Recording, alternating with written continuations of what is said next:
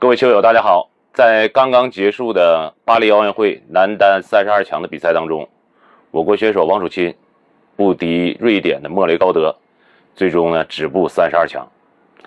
这场比赛结束以后，大家比较热议的就是昨天的混双决赛，王楚钦和孙颖莎获得冠军以后，在记者拍照的时候有一名记者无意当中把王楚钦的这个手板踩断了。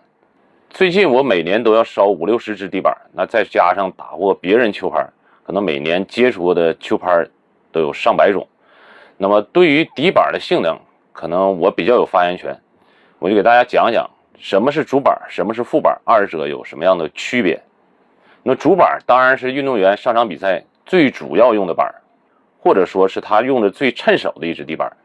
那么王楚钦的底板是 Q968， 是国家队版啊，这个不是我们普通看到的这个狂飙王啊，就卖个700块钱左右的啊，不是这样的。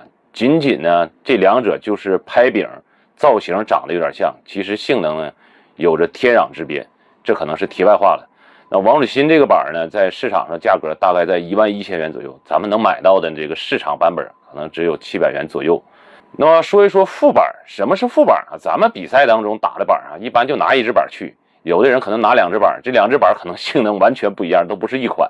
这个呢，其实称不上是副板。那么在正式比赛当中，一些优秀的运动员，主板和副板应该是无限接近的。咱们说一说王楚钦的这个底板啊，它是红双喜特制的啊，无论是从用料、选材，包括工艺，肯定都是红双喜最高级别、最高规格的。那么它的套胶呢，也是大赛版本，咱们使用的也叫狂飙3，人家自己使的也是狂飙3。那么人家这个狂飙3一般大赛版本现在可能要卖到600-700元一张。那么同样是狂飙3，其实和咱们这个品控包括性能都有着明显的差异。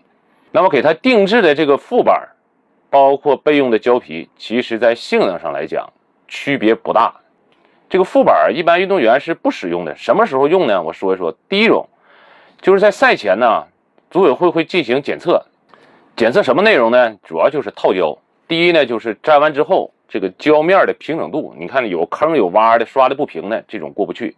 另外一个，它会测一下海绵加上胶皮加上胶水，这三者不能超过4毫米啊。如果有的想刷的厚一点，支撑好一点啊，有点劲儿，很有可能呢就超过了4毫米。你这时候你过不去了，你不能撕了重粘，来不及了。这时候启用副板。第二种情况呢，就是在比赛当中无意中我磕到板子了，这个板子磕完之后有的地方有变形，那裁判员会鉴定这个板子会影响你的击球性能，进而呢影响对方接球。这个时候裁判员也会要求你你得使用副板了。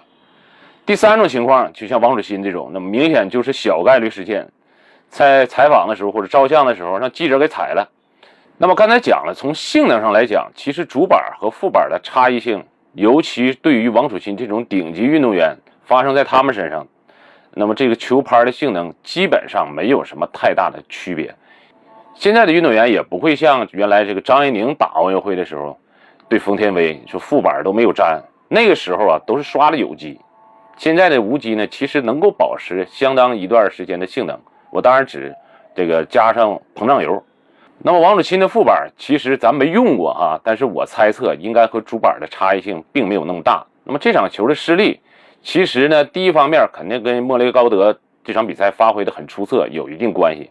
这些顶级的优秀的运动员，他们在进行比赛的时候，尤其是在奥运会这种大赛心理因素影响是非常非常巨大的。尤其是在关键局关键分的情况下，你心里稍微有一点变化，你对自己稍微有一点点的不自信，就会对比赛的结果起到决定性的影响。那么王楚钦呢，可能团队会对他进行一些心理的辅导，你这个使用的副板其实跟主板是一样的不要有什么心理压力，放开去打说是这么说，但是人呢毕竟是人，他不是神，在比赛当中有的球不上的时候，他或多或少会在意一下，是不是这个副板跟主板哪块不一样呢？我觉得这方面的影响可能会很大。那么总结一下，就是这场比赛的失利其实跟临场的发挥有一定关系。另外一个呢，这个副板其实更大的是对于运动员心理方面的影响。好了，这就是本期的视频，感谢大家的观看，咱们下期再见。